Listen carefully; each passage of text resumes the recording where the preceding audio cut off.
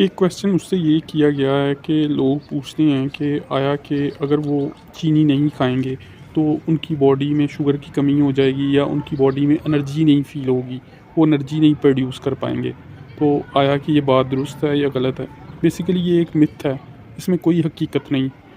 जो हमारी बॉडी में एनर्जी की रिक्वायरमेंट होती है या ग्लूकोज़ की रिक्वायरमेंट होती है, वो ग्लूकोनियोजेनेसिस से भी पूरी हो सकती है।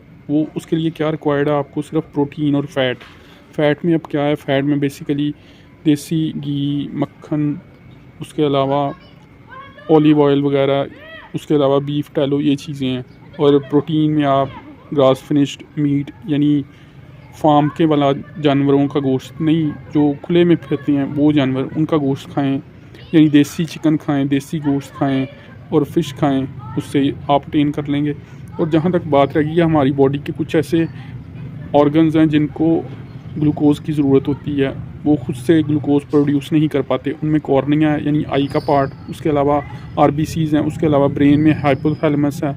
इसी तरह हमारी बॉडी में बेसिकली रेनल मेडुला है। तो ये वो पार्ट्स हैं जिनको बेसिकली बाहर से ग्लूकोज़ की रिक्वायरमेंट होती है, वो खुद से पूरा नहीं कर पाते। तो हमारी बॉडी को ओवरऑल 25 से 30 ग्राम जो ग्लूकोज़ की रिक्वायरमेंट होती है, जबकि हमारी बॉडी 100 से 150 ग्राम तक खुद ग्लूकोज़ पैदा कर सकती है।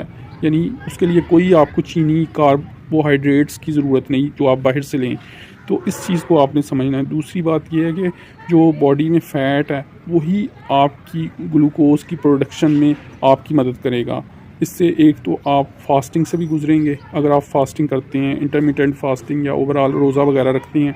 दूसरा इसमें यह है कि आपकी सेहत बेहतर रहेगी, आपकी बॉडी का फ़ैट कम होगा, आपकी चर्बी ख़त्म होगी और आप तंदुरुस्त व तवाना फ़ील करेंगे। तो इस चीज़ को आप ज़ेरे गौर रखें और इस तरह आप सेहतमंद भी रहेंगे और अच्छी सेहत अपनी बरकरार रख पाएंगे।